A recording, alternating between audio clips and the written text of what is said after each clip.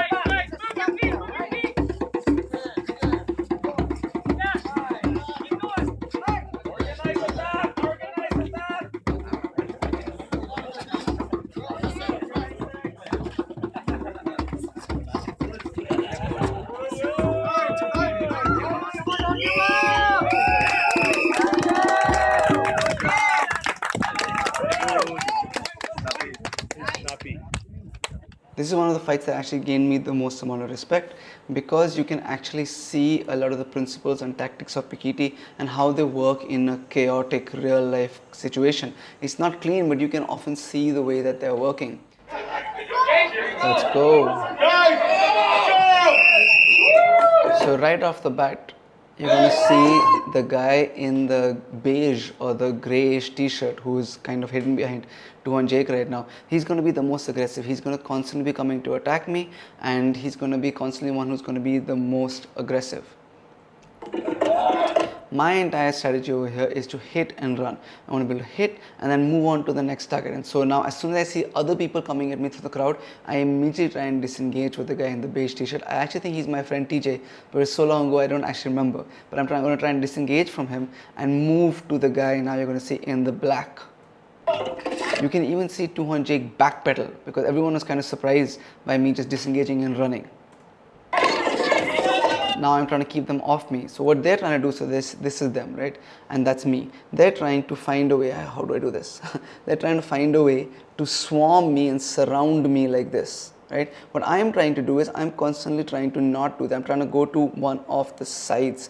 And I'm trying to go to one of the sides so that now when they have to follow me or when I have to fight them, I only have to fight one of them at a time because they're all one behind the other, as opposed to trying to fight all 3 of them at the same time and then they're going to surround me like this. So I'm constantly trying to move to one side or the other side, and sometimes just how it happened, I had to go in between. So I had to hit this guy but then move in between to get to the outside. That's not the best case scenario, but it's what I had to do in the midst of all of this chaos.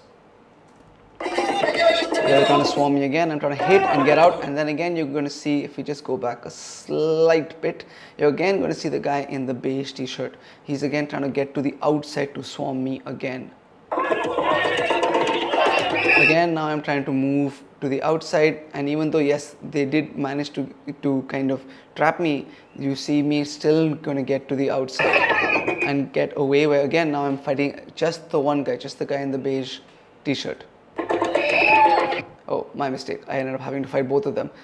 But you see me trying to get to the outside again, and here I am not in the midst of them when Tuhan Jake stops us. The crowd seems to be enjoying this. Already you can see the guy in the beige moving to the outside. Tuhan Jake hasn't even restarted the fight, and you see him swarming to the outside. I'm turning to face him. Where he's the closest to me, I'm going to go and attack him. And you can see he made a slight little boo-boo, for lack of a better word, was that he got so excited that he attacked me without his other 2 friends to back him up. So you can see he's the one who I'm attacking, and those guys haven't yet engaged me. They are going to, but they haven't yet engaged me. I break off from the guy in the beige t-shirt. Immediately I run across to the guy in the black t-shirt. but you can again see everybody else trying to swarm me. Now this is a cool frame because it shows you kind of what I'm trying to do, where you guys see the guy in the black with, I think he's got edge tactic, combative tactic, something written at the back, the black t-shirt with the gold at the back. He has to get through his own friend to try to get to me, which is kind of the point of doing, you know, what we call stack and shield. Again, I'm disengaging as fast as I can. You see the guy in the beige t-shirt have a nice frame against my head. He's going to try and frame and stab me. But again, I'm fighting one person at a time, which was the point. I thrust him and immediately I'm moving out again and I'm away. Again, the whole point was don't get trapped. Don't get trapped. It's going to happen. Of course, it's going to happen at some point because we're doing engagement after engagement after engagement after engagement. At some point, I'm going to get swarmed, and I think one of those times is coming now. But I want to try to reduce that as much as possible. Oh, this is a cool moment because you see the guy in the, you see the three of them. Let's back up just a teeny tiny bit. You see all three of them are in a line together, right? They're coming at me together. And if you go slow, now you see the guy in the base just start to break off from the others, and you're going to start to see him try to circle all the way to the outside of me. There, you see he's trying to circle all the way to the outside of me. Now, of course, like I said, I'm going to get trapped at some point. Here you start to see me. I make a big mistake. I try to clinch with him, I think, or I try to like get some kind of underhook, and I ended up giving my back up more than I should have. And that's when they pause us. But even then, I still do manage to get out from in the middle of them, right? Which is important. 2-1 Jake stops us. And we start again. You immediately see the guy in the beige or the grey t-shirt just sprint at me. I attack him, and I'm trying to get to the outside. Now this is going to be a cool moment because you're going to see the guy. I'm going to run towards the guy in the edge combative t-shirts, but I'm going to find my way is blocked over there because I'm feeling like there are too many people there. And so now you're going to start to see me go back the other way. And again, the beige t-shirt, if you just go back a little bit, let's go back. So here I am about to be trapped in the middle. You can just see me scan, and I notice the guy in the beige t-shirt, and I am like, oh no, and so I'm immediately trying to get out. I'm trying to get out and not get trapped between the guy in the beige t-shirt and the guy in the black t-shirt. And you see me circle until we're here. And again, how many people am I fighting? One person. I'm fighting one person at a time. And again, this is a great view because you see 1, 2, 3. You see all three of them lined up in one line trying to get to me. Now this is one of those times when I have got swarmed. I should not have stayed as long as I did. But again, I disengage, and somehow I managed to again be facing just one person. But I stayed there for a bit too long again, and I got swarmed. But again, I'm still fighting one person because the guy in the black t-shirt. So what would end up happening is they'd attack me, I'd attack them back, they'd disengage, and it would just kind of work out in a way where I would end up fighting one person. Even if they're coming from my blind side, and I'd end up fighting one person for a lot of the match instead of all three of them at the same time. Now the beige t-shirt, hit and run, and he's got away. I'm trying to get them, I'm trying to not allow them to swarm me. I charge to the guy who is in the black t-shirt. He's on this side, he's behind 200, you can't really see him. And I've got out from between them. You see them again trying to reform. They were like wolves. They were trying to swarm me, especially the guy in the beige t-shirt. He was constantly trying to hit me from my exposed flank, but I was determined to, as much as I can, avoid getting stuck in the middle of them. Again, he attacks the guy in the beige, he lunges at me. I managed to jam that, deflect, stab him in the face again. And again, you can already see me start to move. I move, I get out. These two guys start to engage me. I am attacking the guy with the t-shirt at the back. But now again, you can see the guy in the beige. He's trying to swarm me, trying to get to my blind side. I disengage before he can do that, and again attack the guy all the way to the outside. And now you see me, this is what I spoke about in the beginning. I want to try to constantly get to this way or this way, but sometimes just in the way that's happening, I scoot in between, which is not the best strategy, but in the moment it's what was available to me and it's what I had to do. Ooh, this is cool. Let's go back one step. You see the guy in the black t-shirt. I don't know if he always had the pakal grip or he just changed the pakal grip. I wonder if we go back and we can see. We're at 1 or 2. Let's see if we can go back a little bit and see what grip he has. He seems to have a pakal grip here as well. Did he have a pakal grip all from the beginning? What does he have here? That's not him. He's hidden right now. He's not engaging me right now. I can't see. Oh, he has a pakal grip here as well. So I think he had a pakal grip from the beginning. Let's go back as far as we can. Here, oh, he had a pakal grip from the beginning. This guy over here, oops. This guy over here had a pakal grip from the beginning, which is kind of interesting. Let's go all the way back here. So now you're going to see him lunge at me. Now this is cool. This is why I train multiple things. As well as you can see my left hand is going to come and try and parry his attack. There, I tried, I missed the parry, but I also, this is why you train footwork, guys. Look at that little dodge. Look at that slip. This is why you train ranging footwork. It's so important. This is also why I talk about the importance of sidestepping. He is running at me, and when do I talk about the importance of sidestepping? When someone is charging at you and really committing to it, then you can't always go forward because you're going to be meeting his attack a lot sooner. This is when you need to sidestep, and here you can see a great example. He is lunging. So look at the size of his step. Oof, that's a big step. And what do? I sidestep to get out of the way, and now you're going to look. I'm going to plant and respond with a jab of my own to his face. But look what set that up. What set that up was footwork. I'm going to plant, I'm going to set my feet, and boom, I'm going to lunge to reach him. Let's just watch that in real time. Bang. And now again, look, they're going to transform me, but I'm facing this guy over here. I parry and I attack. And that's the end. That was the last engagement. Now, a really cool, I'm going to try and freeze this. A really cool thing about this fight or this match or this series of matches that I had a stick fight right before this. They took the stick out and put a knife in my hand. The really cool thing about this is the amount of two-ons, future two-ons you see in this frame, just this frame, right? So we have, let's see if I can use my mouse for this. We have two-on Kanishk right here. We have two-on Herald right here. Of course, we have two-on Jake here. We have two-on Jimmy. We have two-on Jay. We have GT right over here. There's two-on Claudio over here. You have two-on Mick also somewhere in the background.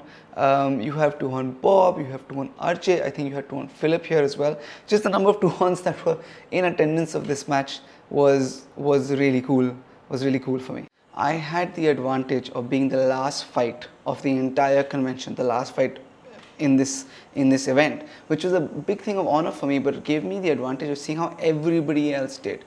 And what was happening was that you first have a stick fight, right? So you had a 1 minute stick fight, 1.5 minute, 2 minute stick fight, and then as soon as the fight ends, they take the stick out of your hand, and then immediately a knife is put in your hand, and then these guys are swarming you from the crowd. And what I would notice is that everybody would be so exhausted at the end of their stick fight that they would just kind of break and they'd be swarmed immediately, and it was just like, you know, a minute and a half of just brutality because they were just so exhausted and they just weren't moving.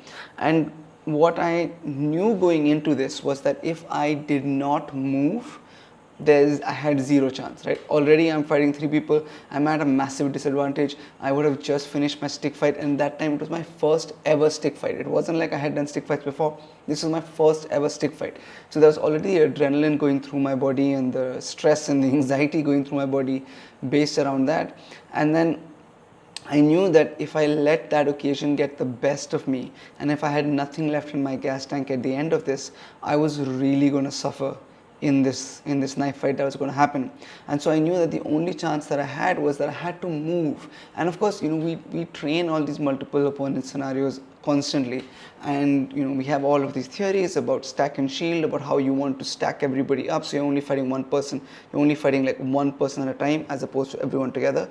And so when you engage, you want to do it in a way that you're only fighting one person, right? So we have all these theories. but actually doing it in this chaotic situation is hard. And then you have the helmet, where already your peripheral vision is so compromised. And again, like I was saying, this was my first ever stick fight, so it's not like I had so much experience with the helmet either. And anybody who knows me knows how blind I am, right? You can see I'm wearing glasses, and I can only really see shapes when I don't have my glasses on. And so all of this combined, it was super imperative for me to be able to move my feet. Now, one other important thing that really helps is, this was when I was in my mid-20s, I think. I'm 39 now, so it was a while ago. I was in my mid-20s, I think, and I really relied on my gas tank. There have been so many times in training, in life, when I have been pushed to real extremes, and I have always been able to call on my willpower, to be able to, and my ability to push, really push. When people would start to tire is when I would know that no matter what happens, I can rely on my willpower and my ability to push past, whatever I would think are my limits. And I've done that repeatedly through training and through life. And so in this moment, I knew that I could rely on my gas tank. And my strategy for the stick fight was that I don't know what's going to happen. I'm going to set a high pace and a high tempo from the beginning, and I am going to, for every one, and I remember this so clearly, for every one time that my opponent hits me, I want to try and hit him 3 times. And I knew that because I had such little experience in stick fighting, anything more intricate than that would just kind of go out the window, because I had no idea what to expect, right? And at the end of that stick fight, I knew that I had to have an immediate shift in mentality and shift in tactics, because it was no longer for every one hit of his I have to hit 3 times. Now it was hit and move, hit and move, hit and move, keep moving, keep hitting, keep making the people who are coming at me, keep making them readjust. And that was the hope. I did not know what was going to happen. I knew what was not going to work because I saw a bunch of people failing at what they were trying to do. I knew what was not going to work, so I had to try something different. And so my entire strategy was hit and move, hit and move, hit and move. Thank you guys so much for watching. If you liked what you saw, if you learned from what you saw, please do like and share this video. If you have anything to add, any comments, any questions, please do leave that in the comments down below. Please do subscribe to the channel. All of these things really do help out the school and the channel a lot. A huge thank you to everybody on our YouTube memberships and everybody on our Patreon page. Thank you guys so much for your support. If you'd like to know more about the exclusive content that we have on either of the 2 pages, check out the links in the description down below. A huge thank you to my entire Pikirita Shakali family. Thank you guys so much for everything that you've added to my life. Thank you guys for watching, and see you in the next video.